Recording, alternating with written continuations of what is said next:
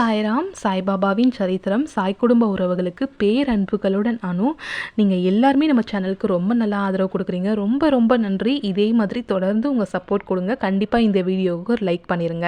முடிஞ்சால் 2 பேருக்கு ஷேர் பண்ணுங்கள். இன்றைக்கி வீடியோவை தயவு செய்து கடைசி வரைக்கும் ஸ்கிப் பண்ணாமல் பாருங்கள். குறிப்பாக வேலை இல்லாமல் நீங்கள் தவிச்சிட்ருக்கீங்கன்னா தயவு செய்து இந்த வீடியோவை கடைசி வரைக்கும் பாருங்கள். கடைசியில் கூட்டு பிரார்த்தனை இருக்குது, வேலை இல்லாதவங்களுக்கு வேலை கிடைக்கணுன்ட்டு. அது மட்டும் இல்லாமல் இந்த வீடியோவில் என்ன ஒரு ஸ்பெஷலான ஒரு விஷயம்னா, சில பேருக்கு பாபா மேலே நம்பிக்கை இருக்கும். குடும்பத்தில் ஒருத்தர் பாபாவை கும்பிடுவீங்க, மற்றவங்களாம் பாபாவை கும்பிட மாட்டீங்க. இப்போ பாபாவை கும்பிடாதவங்க வழிபடாதவங்களுக்கும் பாபா என்ன மிராக்கிள் பண்ணியிருக்காரு அப்படிங்கிறது ரெண்டுத்தையுமே சேர்த்து ஒரே சாய்லீலாவில் இன்றைக்கி நான் கொடுக்க போகிறேன். தயவு செய்து ப்ளீஸ் ஸ்கிப் பண்ணாமல் பாருங்கள். கூட்டு பிரார்த்தனையில் மறக்காமல் கலந்துக்கோங்க. ஓகேவா? இப்போ இந்த லீலா எப்போ நடந்துச்சுன்னு பார்த்தீங்கன்னா 1989 மும்பையில் நடந்துச்சு. மும்பையில் யாருக்கு நடந்துச்சு அப்படின்னு பார்த்தீங்கன்னா ஏக்நாத் தர்மாஜி காம்லே அப்படின்னு சொல்லிட்டு இந்த ஒரு நபருக்கு தான் நடந்துச்சு. ஏக்நாத் தர்மாஜி காம்லேங்கிறவர் பை த பர்த் புத்தியிஸ்ட். ஓகேவா? ஆனால் இவருக்கு அந்த புத்தியிசம் மேலெலாம் நம்பிக்கை கிடையாது, கடவுள் நம்பிக்கை கிடையாது. ஸோ இவர் ஏத்தியிஸ்டாக தான் இருக்கார். பட் இவங்களுடைய ஒய்ஃப் உஷா காம்லே அவங்க பாபாவுடைய தீவிரமான ஒரு டிவோட்டி. ஓகேவா? ஏக்நாத்தோட நெய்பர் ரவீந்திரநாத் ஜோஷி அப்படிங்கிறவர் ஏக்நாத்தோட டியரஸ்ட் ஃப்ரெண்டு. இவர் நெய்பர் பக்கத்து வீட்டில் இருக்கார். ஓகேவா? இவரும் ரவீந்திரநாத்தும் அவருடைய ஒய்ஃபும் ஒரு தீவிரமான பாபாவுடைய டிவோட்டி. ஓகேவா? ஏக்நாத் ஒரு ஏத்தியிஸ்டாக இருந்தாலுமே அவங்களுடைய ஒய்ஃபு பாபாவை வழிபடுறது, பாபாவை கும்பிட்றத பற்றி அவருக்கு எந்த கவலையுமே இல்லை. ஏன்னா இவங்களோட ஒய்ஃப் அவங்க ஹஸ்பண்டை எந்த ஒரு டிஸ்டர்பும் பண்ணல. நீங்கள் பாபாவை வழிபடுங்க அப்படி இப்படின்லாம் எதையுமே சொல்லலை. அதனால இவர் பாட்டுக்கு அவங்க ஒய்ஃபை சாமி கும்பிட்டுக்கோ அப்படின்னு சொல்லிட்டு விட்டுருவார். இப்போது ரவீந்திரநாத்துங்கிறவர் என்ன பண்ணுறாருன்னா, ஒரு பூஜை ரூம் குட்டியாக சின்ன பூஜை ரூம், ஒரு மேலே ஒரு கோபுரம் மாதிரி வச்சு ஒரு பூஜை ரூமாக சின்னதாக வைக்கலாம், ஒரு சிலை மட்டும் உள்ளே வைக்கிற அளவுக்கு ஒரு பூஜை ரூம் வாங்கிட்டு வராரு. அப்போ அந்த ரூம் வாங்கிட்டு வந்ததுக்கப்புறம், பூஜை ரூம் வாங்கிட்டு வந்ததுக்கப்புறம் பாபாவுடைய சிலையை போயிட்டு அவங்க ஒய்ஃப் வாங்கிட்டு வராங்க. ரவீந்திரநாத்தோட ஒய்ஃப் பாபாவுடைய சிலையை போயிட்டு வாங்கிட்டு வராங்க. பட் அன்ஃபார்ச்சுனேட்லி என்ன ஆகுதுன்னா, அந்த பாபாவுடைய சிலை அந்த பூஜை ரூம்குள்ளே போகலை. ஒரு 3 இன்ச் அளவுக்கு கொஞ்சம் பெருசாக இருக்குது. அப்போ என்ன பண்ணுறாங்கன்னா, பாபாவுக்கு ஆரத்தி காட்டுறதுக்காக தான் வாங்கிட்டு வந்தாங்க, வீட்டில் வச்சு ஆரத்தி காட்டலான்ட்டு தான். பட் இது உள்ளே போகலையே போது அப்போ அங்கே இருக்க அவங்க நெய்பர்ஹுட்ஸ்லாம் இருக்காங்களா, அவங்களாம் சேர்ந்து என்ன டிஸ்கஸ் பண்ணுறாங்கன்னு பார்த்தீங்கன்னா, அவங்க ஃப்ரெண்ட்ஸ்லாம் என்ன பண்ணுறாங்கன்னா, ஓகே இப்போ பாபாவோட இந்த சிலை உள்ளே போகலை, ஸோ இப்போ வெளியவும் வைக்க முடியாது, அதனால நீ போய் கிணத்துல போட்டுரு, நீ போய் ஆற்றுல போட்டுரு, நீ போய் குளத்துல போட்டுருன்ட்டு ஒவ்வொருத்தவங்க ஒவ்வொரு சஜஷன் கொடுக்குறாங்க. ஆனால் ரவீந்திரநாத்துக்கு பாபாவை அந்த மாதிரி பண்ணுறதுக்கு விருப்பமே இல்லை.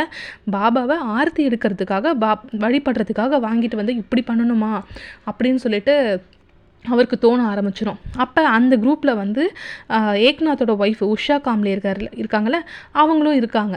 அப்போ உஷாவை பார்த்து ரவீந்திரநாத்தும் அவங்க ஒய்ஃபும் கேட்பாங்க, நீங்கள் உங்கள் வீட்டில் வச்சுக்கோங்க பாபாவை, நம்ம உங்கள் வீட்லேயே வழிபட்டுக்கலாம் அப்படின்னு சொல்லிட்டு இவங்க சொல்லும் போது, இவங்களுக்கு அந்த பதட்டத்தில் எல்லாரும் முன்னாடியும் சொல்லிட்டாங்கல்ல, அவங்க அந்த பதட்டத்தில் எதையுமே யோசிக்காமல் என்ன பண்ணிட்டாங்க, சரி ஓகே நான் வச்சு வழிபட்டுக்கலாம் அப்படின்னு சொல்லிட்டு இவங்க ஓகே சொல்லிட்டாங்க. அந்த நேரம்னு பார்த்தீங்கன்னா ஏக்நாத் ஆஃபீஸ்க்கு போயிருக்காரு, அவர் வீட்டில் கிடையாது. ஸோ இவங்க என்ன பண்ணுறாங்க, உஷாவோட வீட்டுக்கு போயிட்டு ஏக்நாத் வீட்டுக்கு போயிட்டு பாபாவை வச்சு வழிபாடு பண்ணுறதுக்கு ஒரு புதுசாக ஒரு பலகை வாங்கிட்டு பாபாவை மேலே வச்சு, அதுக்கப்புறமா பாபாவுக்கு பிடிச்சமான பால் சம்மந்தப்பட்ட ஸ்வீட்டு, பூவு, பழம் இது எல்லாமே வச்சு சூப்பராக பாபாவுக்கு ஒரு ஆரத்தி நடத்தி முடிச்சிட்டாங்க. நல்லா சாமியும் கும்பிட்டு முடிச்சாச்சு. இப்போது ஏக்நாத் ஆஃபீஸை விட்டு வீட்டுக்கு வர டைம் ஆகுது. இப்போ இவங்க ஒய்ஃப் உஷா காம்லே இருக்காங்களே, ஏக்நாத்தோட ஒய்ஃப் உஷா காம்லே இருக்காங்களே, இவங்களுக்கு நேரம் ஆக ஆக பயம் வந்துருச்சு, அழ தொடங்கிட்டாங்க. ஏன்னா அவங்க ஹஸ்பண்ட் எதனா சண்டை போட போகிறாரு அப்படின்னு சொல்லிட்டு இவங்களுக்கு பயம் தாங்க முடியாது. இவங்க அழ தொடங்கினோடனே ரவீந்திரநாத்தும் அவங்க ஒய்ஃப் என்ன பண்ணுவாங்க, நீ அழாதம்மா, நாங்கள் உன் ஹஸ்பண்ட் வர வரைக்கும் இங்கேயே இருக்கோம், உன் ஹஸ்பண்ட் கிட்ட நாங்கள் சொல்லி கன்வின்ஸ் பண்ணிவிட்டு அதுக்கப்புறம் நாங்கள் போகிறோம், நீ பயப்படாத அப்படின்னு சொல்லிட்டு அவங்க உஷா வீட்லேயே இருப்பாங்க. அவங்க ஹஸ்பண்டும் வந்துடுவார், ஏக்நாத்தும் வந்துடுவார் வீட்டுக்கு வந்ததுக்கப்புறம் ரவீந்திரநாத் என்ன பண்ணுவார்னா, ஒரு ஸ்வீட் கொடுப்பாரு எடுத்துகிட்டு போயிட்டு. ஏக்நாத் கேட்பார், என்ன ஸ்வீட்லாம் கொடுக்குற, என்ன விஷயம் சொல்லு அப்படின்னும் போது, இந்த ஸ்வீட் நீ சாப்பிடுப்பா, இந்த மாதிரி நாங்கள் எங்கள் வீட்டுக்கு பாபாவோட சிலை வாங்கிட்டு வந்தோம், பூஜை ரூமில் வச்சு சாமி கும்பிடலான்னு சொல்லிட்டு. பட் வந்து அன்ஃபார்ச்சுனேட்லி பாபாவோட சிலை வந்து அந்த பூஜை ரூம்குள்ளே போகலை. அதனால நாங்கள் வந்து உங்கள் வீட்டில் வந்து உஷாவை வச்சுக்க சொல்லிட்டோம். அதனால் இங்கே தான் இன்றைக்கி நாங்கள் ஆரத்தி பண்ணோம். அதனால் இனிமேல் உங்கள் வீட்லேயே பாபா இருக்கட்டும் அப்படின்னு சொல்லிட்டு ஏக்நாத் கிட்ட ரவீந்திரநாத் வந்து சொல்வார். அப்போ வந்து ஏக்நாத் சொல்வார், உனக்கே தெரியும் நீ என்னோடய டியரஸ்ட் ஃப்ரெண்டு, அதனால இந்த ஸ்வீட்டை நான் சாப்பிட்றேன். ஆனால் இந்த மாதிரி பாபாவை கொண்டு வந்து வீட்டில் வச்சுட்டு நீயும் வழிபடணும், நீயும் ப்ராக்டிஸ் பண்ணணும் பாபாவை கும்பிட்றதுக்கு, இப்படிலாம் நீ என்கிட்ட சொல்லக்கூடாது. இந்த மாதிரி ப்ராக்டிஸ் பண்ணலாம் என்னால் முடியாது, ஓகேவா? என் ஒய்ஃப் வந்து பாபாவுடைய டிவோட்டி, அவள் சாமி கும்பிட்றா, இதில் எனக்கு எந்த பிரச்சனையும் கிடையாது. அதனால நான் ஒன்றும் பாதிக்கப்பட மாட்டேன். அவள் வந்து கும்பிட்டா கும்பிட்டுக்கிட்டோம். ஆனால் என்னை வந்து யாரும் ஃபோர்ஸ் பண்ணக்கூடாது, அவ்வளோதான். என்னை ஃபோர்ஸ் பண்ணாமல் இருந்தால் சரி, நான் யாரையும் டிஸ்டர்ப் பண்ண மாட்டேன், இந்த விஷயம் எனக்கு எந்த பிரச்சனையும் இல்லைன்னு சொல்லிட்டு நீங்கள் போங்கப்பா அப்படின்னு சொல்லிட்டு ஏக்நாத் என்ன பண்ணுவார், ரவீந்திரநாத்தையும் அவங்க ஒய்ஃப் கிட்டேயும் சொல்லிட்டு போயிட்டு வாங்க அப்படின்னு சொல்லிட்டாரு. இவங்களும் என்ன பண்ணுவாங்க, வீட்டுக்கு போயிடுவாங்க. ரவீந்திரநாத்தும் ஒய்ஃபும் வந்து பக்கத்து வீடு தானே, போயிடுவாங்க. அதுக்கப்புறம் ஏக்நாத் வந்து என்ன பண்ணுவார்னா, அவங்க ஒய்ஃப் கிட்ட, நான் வீட்டில் இல்லாத நேரத்தில் இந்த விஷயத்தில் நீ பண்ணுவியா அப்படின்னு சொல்லிட்டு ஒரு சண்டை போயிட்டுருக்கோம். அப்போ வந்து அவங்க ஒய்ஃப் சொல்லுவாங்க, இல்லைங்க எல்லார் முன்னாடியும் வந்து கேட்டுட்டாங்க, திடீர்னு அந்த டைமில் என்னால் என்ன சொல்கிறதுன்னு எனக்கு தெரியல, ஒரு பதட்டத்தில் வந்து நான் அந்த மாதிரி ஓகே எடுத்து வந்து வச்சு வழிபடுங்க அப்படின்னு சொல்லிட்டு நானும் சொல்லிட்டேன் அப்படின்னு சொல்லிட்டு அவங்க ஒய்ஃப் கொஞ்சம் பயந்துக்கிட்டே தான் சொல்லுவாங்க. இப்படி கொஞ்சம் சண்டை போயிட்டுருக்கோம். அப்போ சண்டை போனதுக்கப்புறம் இவருக்கே ஏக்நாதே செப்போ அப்படின்னு சொல்லிட்டு என்ன பண்ணுவாருன்னா விட்டுருவார், அந்த சண்டையை விட்டுருவார். கொஞ்ச நாள் போகும். அப்போ என்ன ஆகும்னா, அவங்க ஆஃபீஸில் வந்து ப்ரொமோஷன் வாங்கணுன்னா ஒரு எக்ஸாம் எழுதி தான் ப்ரொமோஷன் வாங்க முடியும். சரி இந்த எக்ஸாம் எழுதுவோம், ஏன்னா இவங்க ஃபேமிலி வந்து பெருசாகிக்கிட்டு இருக்கு, அதனால ப்ரொமோஷன் வாங்குறதுக்கு எக்ஸாம் எழுதுவோன்ற ஒரு ஐடியாவில் இருப்பார். அந்த நேரம்னு பார்த்து கரெக்டாக வந்து ப்ரொமோஷனுக்காக வந்து எக்ஸாம் எழுதி ஆகணும் அப்படின்னு சொல்லிட்டு அவங்க அனௌன்ஸ்மெண்ட் கொடுப்பாங்க. வித்தின் அ வீக் எக்ஸாம் வந்து ஸ்டார்ட் ஆயிரும் அப்படின்னு சொல்லுவாங்க. பட் வந்து இவருக்கு இன்னும் கொஞ்சம் டைம், 1 வீக்கில் எப்படி நம்ம ப்ரிப்பேர் ஆகிறது அப்படின்னு சொல்லிட்டு யோசிக்கும் போது ஆஃபீஸ்லேயே வந்து கொஞ்சம் எக்ஸ்டெண்ட் பண்ணுவாங்க டைமை. 1 வீக் இல்லைப்பா, போஸ்ட்பான் பண்ணுவாங்க. ஒரு 3 வீக்ஸ்க்கு அப்புறம் இந்த எக்ஸாம் வந்து ஸ்டார்ட் ஆகும், ரிட்டன் எக்ஸாம் ஸ்டார்ட் ஆகும் அப்படின்னு சொல்லிட்டு சொல்லிடுவாங்க. அப்போ இவர் என்ன பண்ணுவாருன்னா, வீட்டுக்கு வந்து படிக்கலாம் அப்படின்னு சொல்லிட்டு வீட்டுக்கு வந்து படிக்கிறதுக்காக அவங்க ஒய்ஃப் கிட்ட சொல்வார், இந்த பாரு எனக்கு இந்த எக்ஸாம் ரொம்ப முக்கியம், இந்த எக்ஸாம் எனக்கு நான் கண்டிப்பாக பாஸ் பண்ணணும் அப்படின்னு சொல்லிட்டு என்ன பண்ணுவாருன்னா, காலையில் 2 மணிக்கெலாம் எழுந்துக்கலாம் அப்படின்னு சொல்லிட்டு 2 மணிக்கெலாம் எழுந்து படிக்க ஆரம்பிக்கலாம்னு சொல்லிட்டு பிளான் பண்ணியிருப்பார். வீட்டுக்கு ஆஃபீஸ்க்கு போயிட்டு வந்து வீட்டுக்கு வந்து சாப்பிட்டுட்டு 7 மணிக்கெலாம் படுத்து தூங்கிட்டு 2 மணிக்கெலாம் எழுந்துக்கலாம் அப்படின்னு சொல்லுவார். ஏன்னா அவங்க வீட்டில் வந்து ரொம்ப நாய்ஸியாக இருக்கும், பசங்களாக இருக்காங்கள்ல, அதனால டிஸ்டர்பன்ஸாக இருக்குன்றதுனால 2 மணிக்கு எழுந்து படிக்கலாம் அப்படின்னு சொல்லிட்டு முதல் நாள் வந்து எழுந்து படிக்கலாம்னு சொல்லிட்டு 2 o'clock எழுந்துக்குவார். படிக்க போகும்போது அங்கே பாபாவுடைய ஸ்டாச்சு வச்சுருக்காங்கல்ல, இவங்க வீட்டில் தானே இருக்குது. அப்போ பாபா கிட்ட வந்து இவர் என்ன சொல்வார்னா, பாபா எனக்கு உங்கள் மேலே நம்பிக்கைலாம் இல்லை, ஆனால் என் ஒய்ஃப் உங்களை ரொம்ப நம்புகிறா, எனக்கு இந்த எக்ஸாம் வந்து ரொம்ப ரொம்ப முக்கியம், எனக்கு என் குடும்பத்தை காப்பாற்றணும்னா எனக்கு இந்த சம்பளம் பத்தாது, நான் இந்த எக்ஸாமில் பாஸ் ஆகணும், எனக்காக இல்லைனாலும் நீங்கள் என் ஒய்ஃப்காகனாச்சும் என்னை பாஸ் பண்ண வைங்க அப்படின்னு சொல்லிட்டு சொல்லுவார். ப்ரேலாம் பண்ண மாட்டார், ஜஸ்ட் சொல்லிவிட்டு அதுக்கப்புறம் இவர் போய் படிக்க ஸ்டார்ட் பண்ணுவார். ஃப்ரம் டே 1ல் இருந்து இவர் 2 மணிக்கு படிக்க ஸ்டார்ட் பண்ணுறாரா, ஒரு 3 மணிக்கெலாம் வந்து இவருக்கு மறுபடியும் தூக்க கலக்கமாக இருக்கும், கொட்டாவி விட்டு இப்படி கண்ணாசிருவார். அப்போ காலிங் பெல் அடிக்கும், அவர் வீட்டு காலிங் பெல் அடிக்கும். இவர் யாருடா அப்படின்னு சொல்லிட்டு எழுந்து போய் பார்ப்பாரு, யாரும் இருக்க மாட்டாங்க. மறுபடியும் வந்து படிக்க ஆரம்பிப்பாங்க. அந்த காலிங் பெல் சவுண்டு கேட்டதுக்கப்புறம் இவருக்கு வந்து அந்த தூக்கம்லாம் போயிடும், மறுபடியும் நல்லா எனர்ஜெட்டிக்காக ஆகிட்டு நல்லா படிக்கிறதுக்கு கான்சென்ட்ரேட் பண்ண ஆரம்பிச்சிருவார். இந்த மாதிரி 1 நாள் போகும், 2 நாள் போகும், தொடர்ந்து 10 நாள் இதே மாதிரி நடந்துகிட்ருக்கும். இவர் படிக்குவார், 2 மணிக்கு எழுந்து படிப்பார், 3 மணிக்கெலாம் அப்படியே ஒரு மாதிரி டவுனாக ஃபீல் பண்ணுவார், தூக்கமாக ஒரு பெல் அடிக்கும். இந்த மாதிரி தினைக்கும் நடந்துகிட்டே இருக்கும். 10 நாள் ஆகும். இவர் என்ன பண்ணுவார், மறுபடியும் அவங்க ஒய்ஃப் கிட்ட சொல்வார், இங்கே பாரு எனக்கு இந்த எக்ஸாம் ரொம்ப முக்கியம், இந்த எக்ஸாமில் மட்டும் நான் பாஸ் ஆகலைன்னு வச்சுக்கோங்க, கண்டிப்பாக நான் சூசைட் பண்ணி செத்து போயிடுவேன், எனக்கு இந்த எக்ஸாமில் நான் பாஸ் ஆகணும், ஏன்னா என்னால் வந்து இந்த குடும்பத்தோட செலவை வந்து கண்ட்ரோல் பண்ண முடியல, சமாளிக்க முடியல, அதனால் இந்த எக்ஸாமில் பாஸ் ஆகலைன்னா நான் செத்து போயிடுவேன் சூசைட் பண்ணிக்கிட்டு அப்படின்னு சொல்லிட்டு அவங்க ஒய்ஃப் கிட்ட சொல்லுவார். அப்போ இவங்க ஒய்ஃபுக்கு ரொம்ப பயம் வந்துடும். ஏன்னா இந்த மாதிரி இவர் சொன்னதே கிடையாது, இதுதான் ஃபஸ்ட்டு டைம் வர சொல்கிறாரு. ஏன் இந்த மாதிரி ஒரு அஃபிஷியல் எக்ஸாமுக்காக இவரை வந்து இதை இவ்வளோ சீரியஸாக எடுத்துக்கிட்டு ஏன் இந்த மாதிரிலாம் பேசுகிறாருன்னு சொல்லிட்டு பயந்துக்கிட்டு பாபாவை கிட்ட ரொம்ப சீரியஸாக வந்து இவருக்காக ப்ரேயர்ஸ் வைப்பாங்க. இப்போ வந்து என்ன ஆகும்னா ஒரு 3 நாள் போகும். ஒரு 3 நாள் போனதுக்கப்புறம் இவங்க வீட்டுக்கு ஏக்நாத் ஆஃபீஸுக்கு போனதுக்கப்புறமா ஒரு ஃபக்கீர் வருவார்.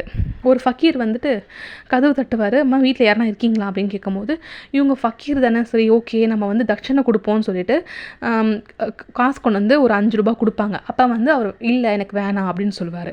சரி ஓகே காசு தான் வாங்க மாட்டேங்கிறாருன்னு சொல்லிட்டு வீட்டுக்குள்ளே போயிட்டு கோதுமை பருப்பு அரிசிலாம் எடுத்துகிட்டு வந்து கொடுக்கறதுக்கு வருவாங்க. அப்போ அதையும் வேணான்னு சொல்லிடுவார்.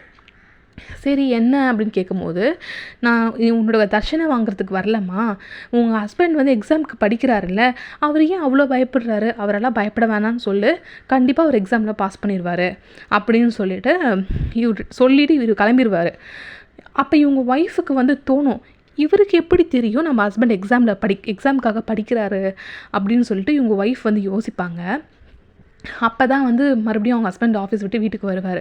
வீட்டுக்கு வந்த உடனே இவங்க சொல்லுவாங்க, ஏங்க நம்ம வீட்டுக்கு இன்றைக்கி ஒரு ஃபக்கீர் வந்தார், நீங்கள் வந்து எக்ஸாமுக்கு வந்து படிச்சுட்ருக்கீங்களா, நீங்கள் பயப்பட வேணாம், கண்டிப்பாக பாஸ் பண்ணிடுவீங்க அப்படின்னு சொல்லிட்டு போனாருங்க அப்படின்னு சொல்லிட்டு அவங்க சொல்லுவாங்க.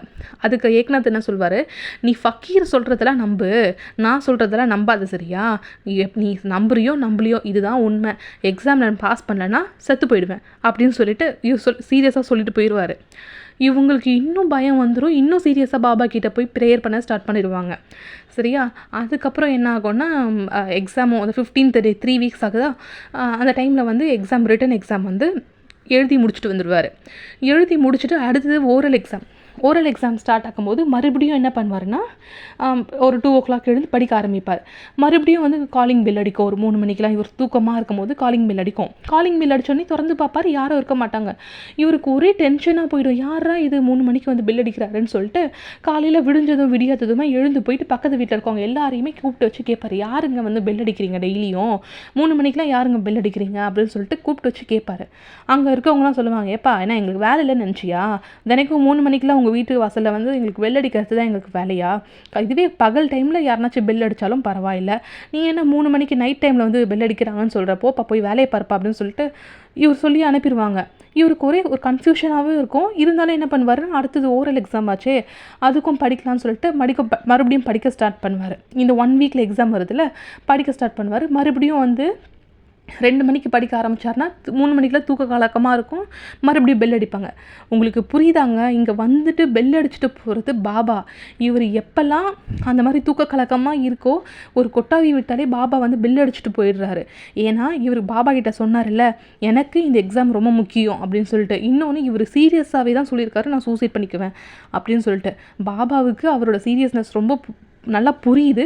அதனால் பாபா வந்து பயப்பட வேணான்னு சொல்லிட்டு அவங்க ஒய்ஃப் கிட்ட வந்து சொல்லிட்டு போயிடாரு ஃபக்கீர் ரூபத்தில்.